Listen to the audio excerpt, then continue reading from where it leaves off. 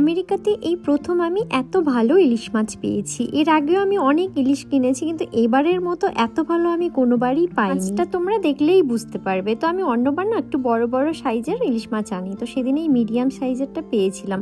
তো ভাবছিলাম কেমন হবে কি না হবে। সবসময় ইলিশ কেনার সময় আমার একটু টেনশন হয়, কারণ ভালো না হলে আমার খেতে একদম ইচ্ছা করে না। মাছটা ভালো হবে কিনা সেটা না আমি কাটার সময় ধরেই বুঝতে পেরে যাই। দেখো মাছটার কালারটা দেখেই আমি বুঝতে পেরে গেছিলাম এই মাছটা অনেকটা ফ্রেশ। আর আজকে না ইলিশটা আমি খুব সুন্দর করে কেটেছি, অন্যবার না এত ভালো করে আমি কাটতে পারি না। তারপর মাছটাকে কেটে ভালো করে ধুয়ে আমি এরকম একটা প্যাকেটের মধ্যে ভরে রেখে দিচ্ছিলাম ফ্রিজে রাখার জন্য।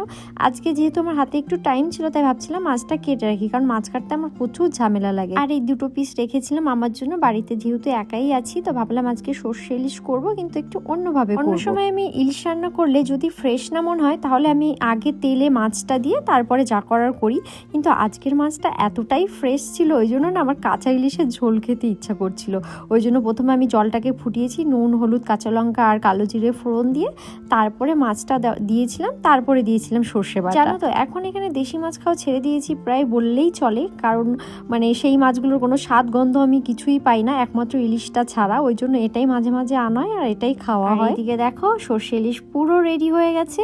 তো আজকে অনেক দিন পর সর্ষে ইলিশ আমি অনেকটা তৃপ্তি করে খেয়েছি। এই ছিল আজকের আমার ছোট্ট একটা ভিডিও। তোমাদের কেমন লাগলো অবশ্যই জানিও, আর সবাই অনেক ভালো থেকো।